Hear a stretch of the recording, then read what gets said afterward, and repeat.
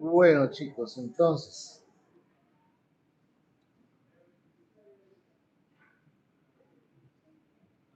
resulta que ya entendimos nosotros en este momento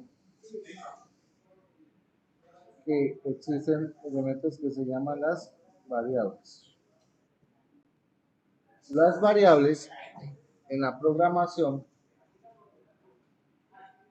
dijimos que pueden cambiar durante la ejecución.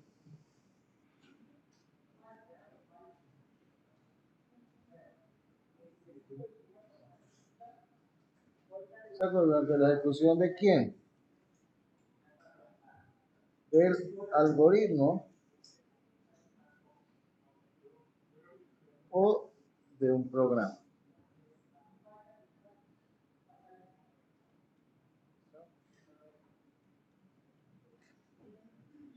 Entendimos que las variables pueden ser de entrada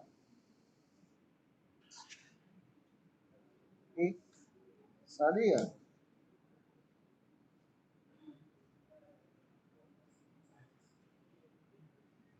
Donde dijimos que las variables de entrada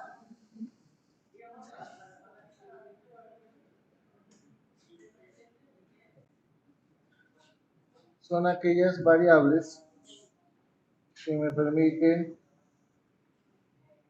leer información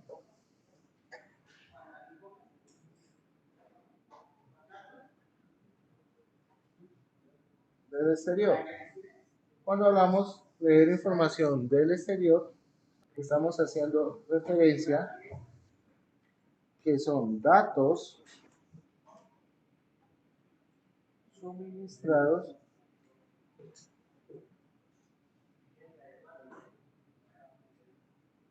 por el usuario. ¿Cierto? Por el usuario. Es decir, ese señor que se sienta a manipular el software o el diseño que hemos llevado a cabo. Y tenemos que las variables de salida, un segundo,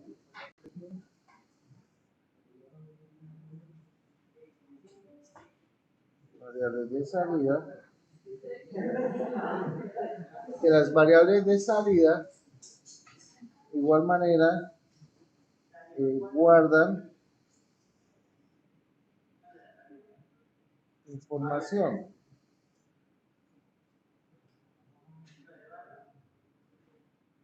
Entonces, tengan en cuenta, dato, información, son palabritas claves a la hora de nosotros hablar en términos de algoritmos. Y estas variables o esta información se obtienen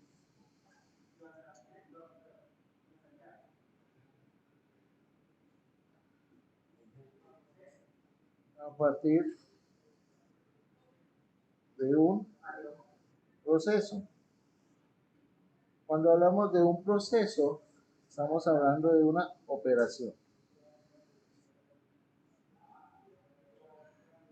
Esa operación, no sé, puede ser matemática.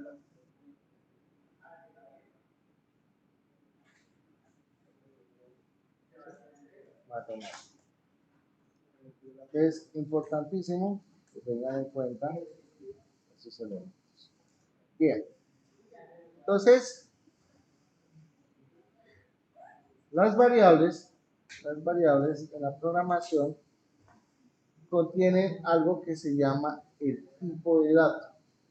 ¿Cierto? Tenemos algo que se llama el tipo de dato. El tipo de dato. Para ustedes, ¿qué creen que sería el tipo de dato? ¿Quién me da algo? Pero ¿eso qué es? O sea,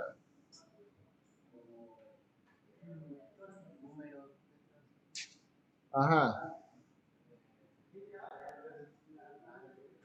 ¿Sí? Todo eso está bien. Pero el tipo de dato, ¿qué es entonces? Ustedes me dicen número, cadena. ¿Señor? No, eso es una variable. Una variable eso es el espacio reservado de memoria. O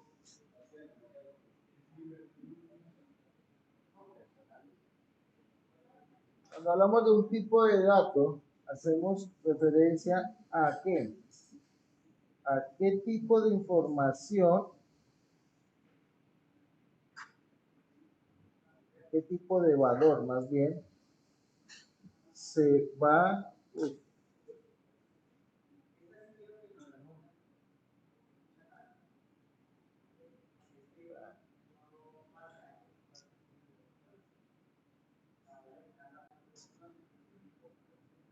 se va a almacenar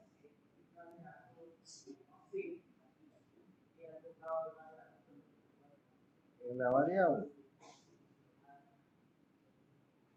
Y ahí viene lo que ustedes me estaban diciendo, que se va a almacenar un número, una letra, ¿cierto?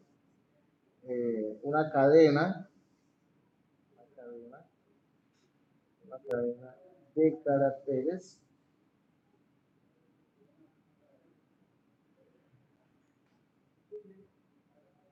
Bueno, aquí esto de letra, vamos a reemplazarlo por el término correcto, que hace referencia a un carácter.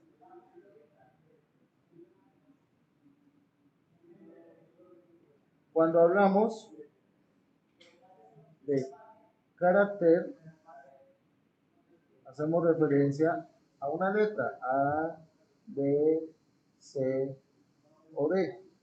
Esto individualmente es un carácter. Y entonces, ¿qué es una cadena de caracteres?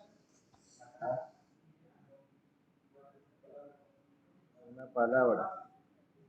Sí, es una palabra.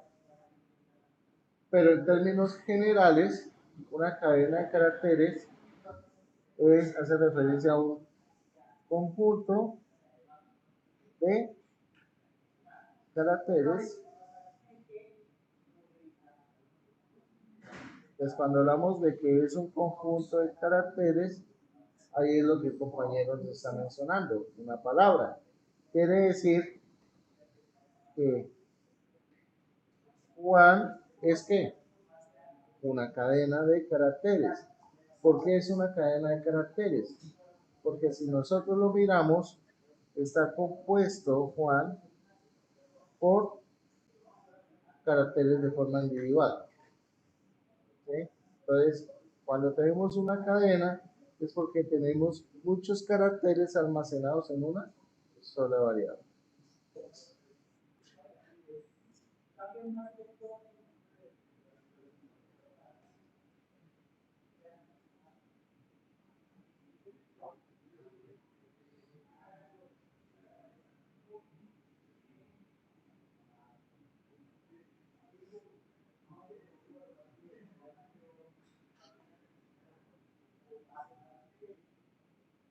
Bueno,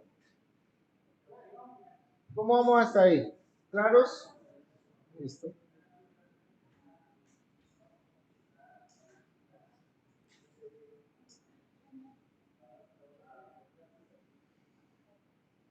Ahora, resulta que nosotros debemos tener algo muy en cuenta a la hora de definir una variable. Entonces, por ahí me dijeron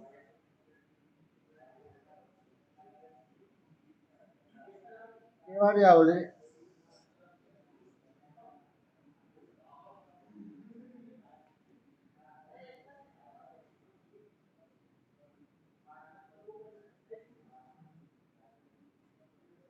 es un espacio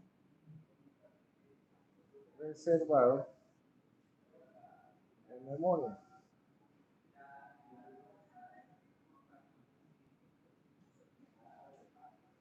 ¿Cierto? Ese es el concepto de una variable. Y esa variable está compuesta por algo que se llama un identificador.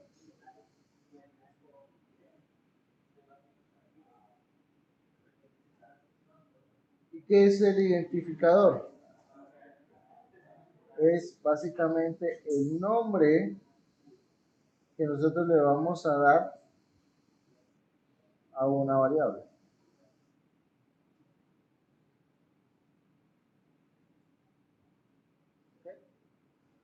Entonces, cuando yo les hable de identificador, es porque estamos haciendo referencia al nombre de la variable. Al nombre de la variable. Resulta que al momento de nosotros trabajar con variables, nosotros debemos tener en cuenta unas reglas fundamentales a la hora de crear variables. Es decir, vamos a respetar unas pautas principales para definir el identificador de la variable. Entonces, aquí nacen algo que se llaman las reglas de definición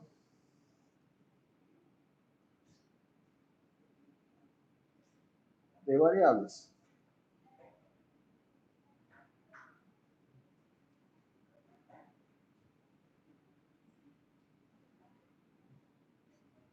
Entonces, esas reglas son fundamentales a la hora que ustedes vayan a diseñar algoritmos y vayan a elaborar programas. ¿Por qué? Porque si nosotros no respetamos estas reglas, lo más probable es que tengamos problemas con un depurador, un compilador y demás. Entonces, regla número 1. El identificador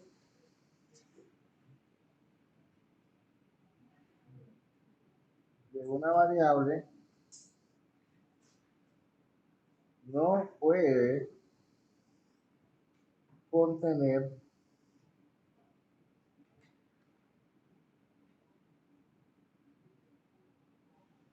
espacios en blanco. ¿Qué quiere decir esto, chicos? Que un identificador como nombre, persona, es un valor que nosotros no podemos tener en cuenta. Esto está mal. Eso está mal. ¿Ok? Entonces, este espacio en blanco nosotros no lo podemos tener en una variable. Entonces, ¿cómo se debe hacer? En las buenas prácticas de desarrollo del software existe algo que se llama el camel case. ¿Eso qué es? Eso significa que las variables nosotros las vamos a poder definir de la siguiente forma. La regla dice que la primera letra de la primera palabra va en minúscula y la primera letra de la segunda palabra va en mayúscula. Entonces,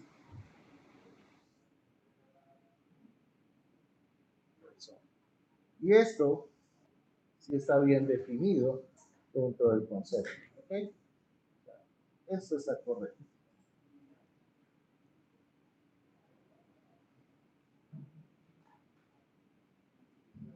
2.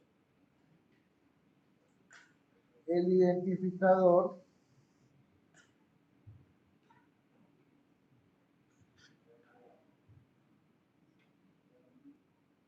de las variables no pueden contener caracteres especiales.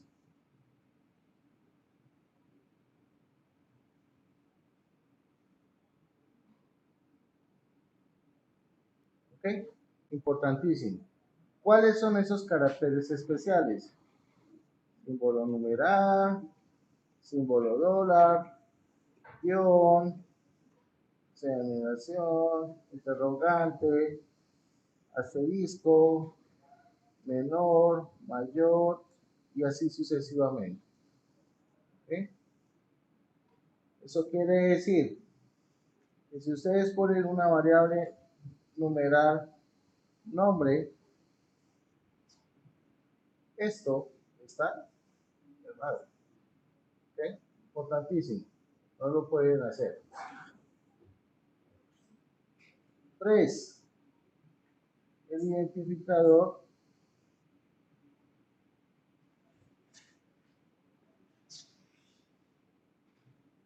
de las variables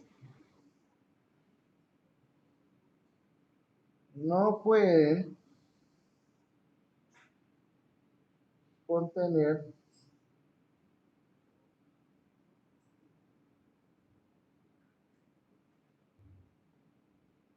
palabras reservadas.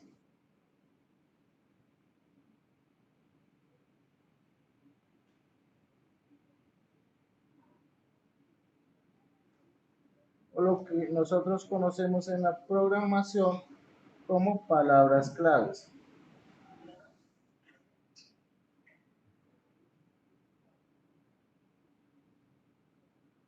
Por ejemplo, es muy común encontrarnos inicialmente en algoritmia con la palabra clave entero,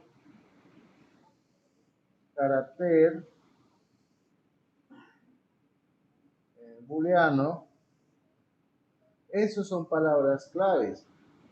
Esas palabras claves son propias del lenguaje. ¿Ok? Propias del lenguaje. Y ahora,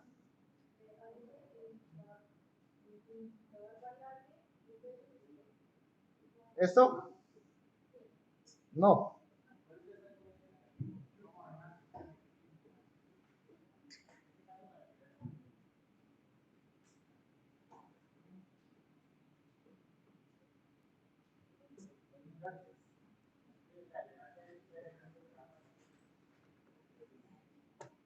¿Vamos bien hasta ahí?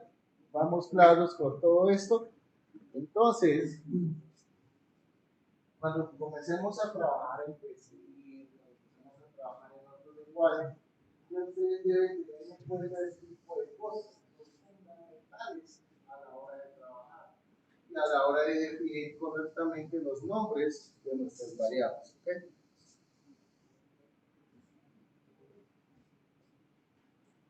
Bueno, otro es que el identificador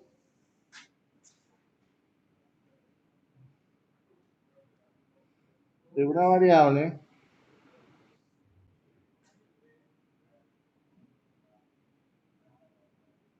debe ser corto. Al principio comete uno muchos errores con esta regla. Por ejemplo, nombre de la persona. A veces define el nombre de la persona. Es muy largo. O sea, no significa que no se puede hacer. Sí se puede hacer. Pero es que son variables que al final les van a representar a ustedes inconvenientes al momento de recordar, oye, ¿cómo fue que le puse? Nombre persona, nombre de la persona o algo así. Entonces traten de ser muy sucintos, muy resumidos a la hora de definir esas variables. Si es nombre de la persona, pues coloque nombre persona, un poquito más corto, o nombre, o incluso, bueno, es que persona no le da mucho significado a la variable, y eso es muy importante. Cuando ustedes vayan a almacenar datos, información, el nombre de esa variable, traten siempre de que sea coherente al tipo de datos que va a guardar. ¿Qué quiere decir esto? Si ustedes van a guardar el nombre de una ciudad, ¿cómo le van a llamar a la variable? nombre de ciudad o ciudad. Si ustedes van a guardar en una variable el apellido de una persona, lo ideal es que le pongan a la variable como apellido. O si quieren tenerlo más claro, ya uno se acostumbra a colocar apellido persona o nombre persona. ¿Okay?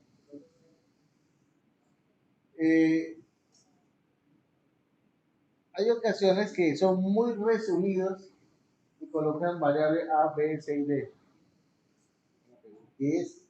No, es que A está almacenando la edad, B está almacenando el nombre, pero al final eso no aplica para nosotros porque estamos cumpliendo normas de buena práctica al momento de programar. Y eso debe ser muy tenido en cuenta por ustedes a la hora de iniciar. Por eso, este tema, esta base, digamos, es como para que ustedes tengan en cuenta cómo deben proceder al momento de empezar a nombrar sus variables. ¿Okay? Bien, digamos que estas son 4 reglas fundamentales,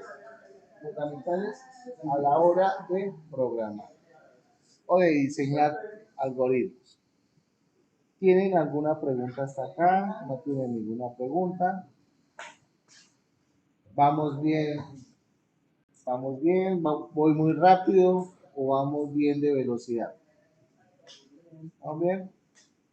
Listo. Perfecto. Internet. A ver, a ver.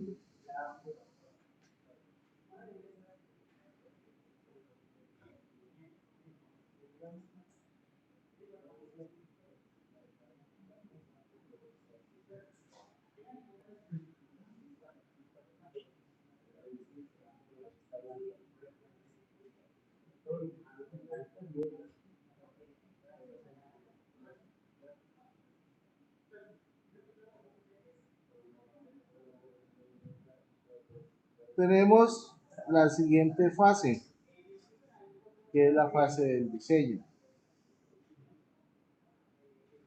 La fase del diseño la vamos a utilizar para qué? ¿Qué creen ustedes que significa esa fase de diseño? ¿Ya? No, aquí no se maneja ese concepto.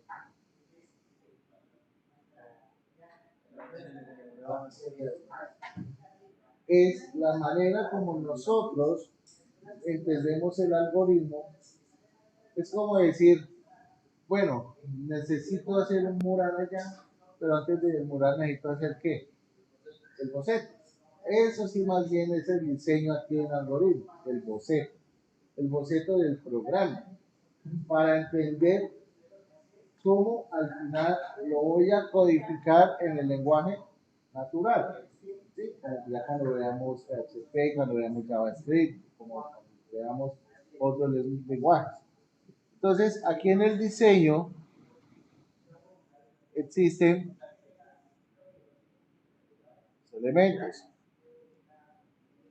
El famoso DFD, los diagramas de flujo, y tenemos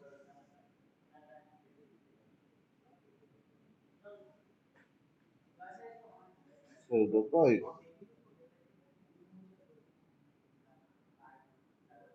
Nosotros nos vamos a enfocar en pseudocódigo. Pseudocódigo es una metodología que nos permite construir algoritmos de forma natural. Cuando hablamos de forma natural es haciendo uso de términos muy orientados hacia el lenguaje humano. Sí, leer, escribir, imprimir, mostrar. Entonces, a eso es lo que hace referencia con el código. Y allá es donde vamos a llegar, a ese diseño. ¿Sí? A ese diseño. Para ese diseño, nosotros debemos tener en cuenta varias cosas que son muy importantes a la hora de diseñar algoritmos. Obviamente, ya sabemos que tenemos las variables, ya sabemos que tenemos tipos de datos en las variables. Ahora ya vamos a construir un diseño. En ese diseño debemos tener en cuenta muchos elementos. El primer elemento hace referencia a nuestros operadores matemáticos.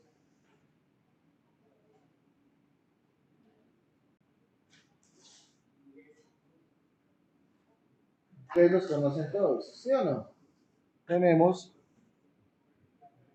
suma, resta, multiplicación, división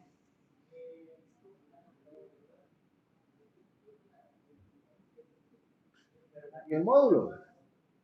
¿Saben qué es el módulo? ¿Sí lo han usado? ¿No lo han usado?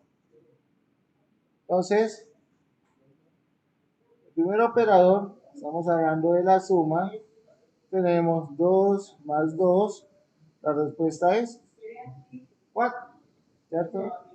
El segundo operador, la resta, tenemos 2 menos 2, esto me va a dar 0. Tenemos la siguiente, que es la multiplicación, 2 por 2, pues acá me va a dar 4. Tenemos el siguiente operador, que es la división, 2 dividido en 2 me va a dar 1. Tenemos el quinto elemento, que es el módulo, 2, perdón.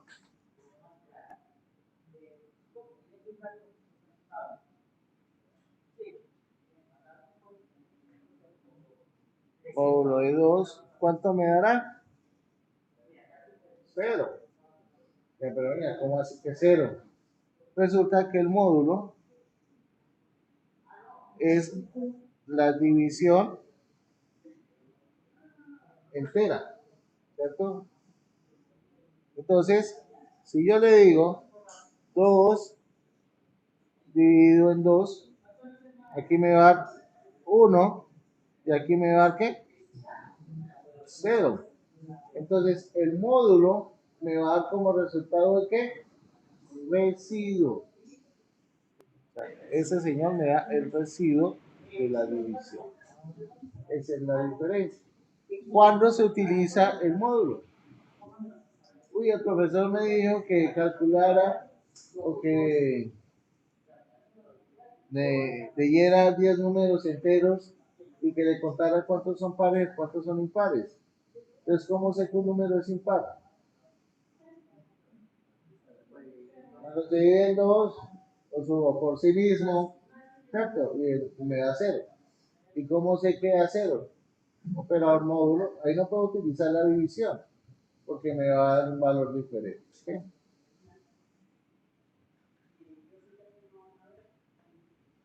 Okay.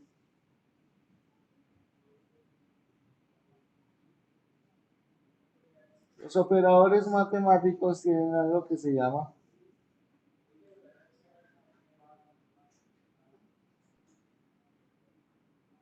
el famoso orden. El orden básicamente hace referencia a cómo se van a ejecutar las operaciones matemáticas. Es muy importante tenerlas en cuenta. Más adelante les voy a entregar un documento que se realizó donde se explica todo lo que es la precedencia. Realmente no voy a entrar en detalle, pero sí es importante tener en cuenta que acá, paréntesis, tiene un nivel alto de precedencia. Ustedes saben que matemáticamente lo que saben entre paréntesis es lo que primero se resuelve, ¿cierto?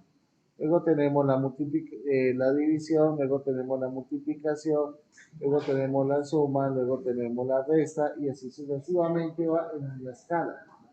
Quiere decir que si yo tengo 2 más 2 por 3, ¿eso cuánto me da? 8. Porque de acuerdo al orden, esto se resuelve de primero y luego el resultado de esto, con esto se resuelve el segundo.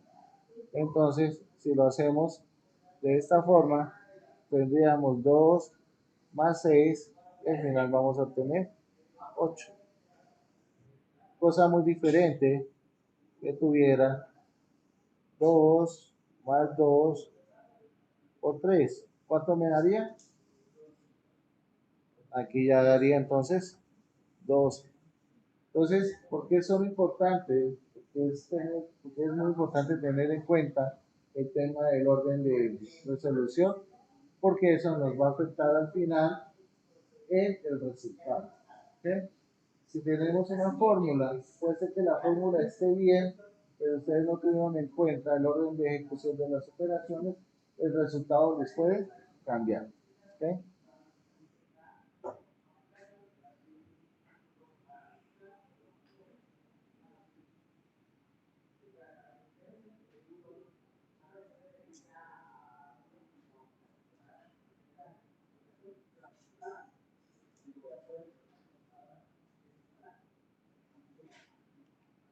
Tenemos los operadores de comparación. No, ya el último que vi que lo tenía era el inglés. Vale. Los operadores de comparación son aquellos que me permiten que comparar, ¿sí? Comparar.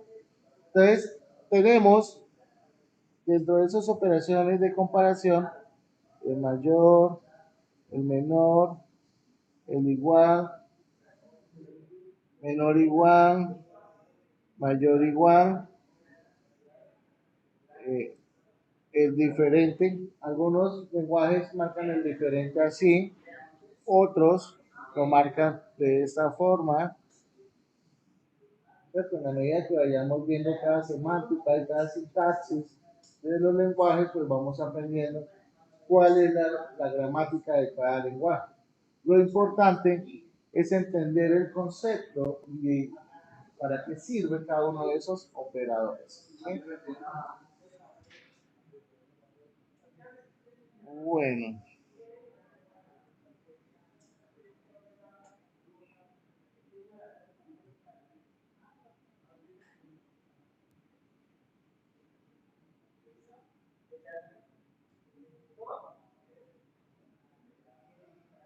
tenemos los operadores lógicos. Esos operadores lógicos son aquellos que me permiten unir o concatenar varias expresiones. Y esos operadores lógicos tenemos el i, el o y el no. ¿Ustedes se acuerdan de las famosas tablas de verdad? Verdadero, verdadero me da. Verdadero, verdadero, falso me da. Dependiendo del operador lógico. Ajá. Entonces ahí va a depender del operador lógico. Quiere decir que en el operador lógico i es verdadero si que si b, perdón, si a es verdadero y b es verdadero. En el operador lógico o es verdadero si a o b son verdaderas. Quiere decir que si yo digo lo siguiente,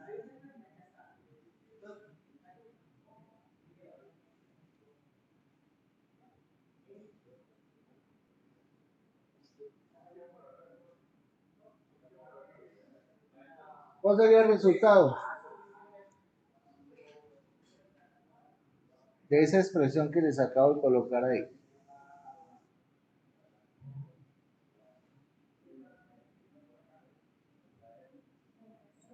¿Verdadero?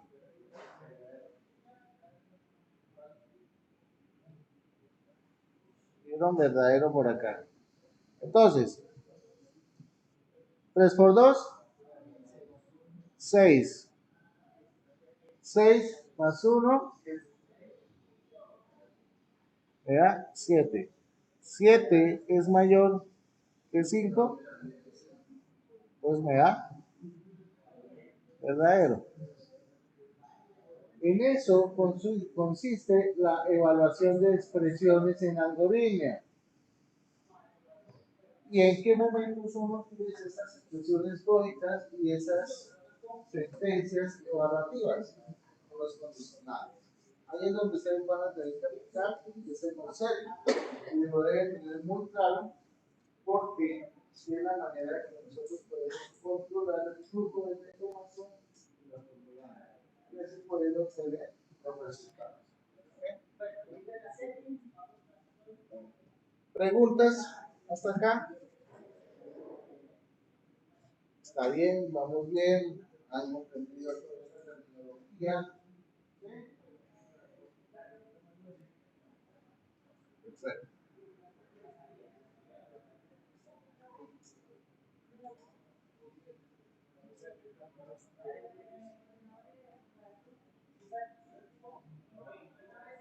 Eso es lo que se ve. Eso es lo que la diferencia, pero me parece que en los lenguajes formales, como chats, normales,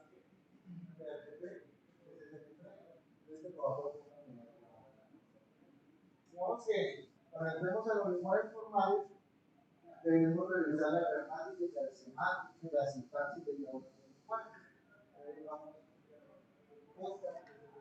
Por ejemplo, el igual en algunos lenguajes es igual igual. En algunos lenguajes es igual igual igual, pero eso significa algo. Claro que lo veremos cuando estemos trabajando con cada uno de esos lenguajes. Por ahora nos vamos a preocupar por eso que estamos en lo básico. ¿Vale? Bueno, digamos que vamos a hacer la pausa acá y vamos a hacer el ejercicio de instalación. ¿Recuerdan que dijimos que íbamos a hacer hoy el proceso de instalación? Pues,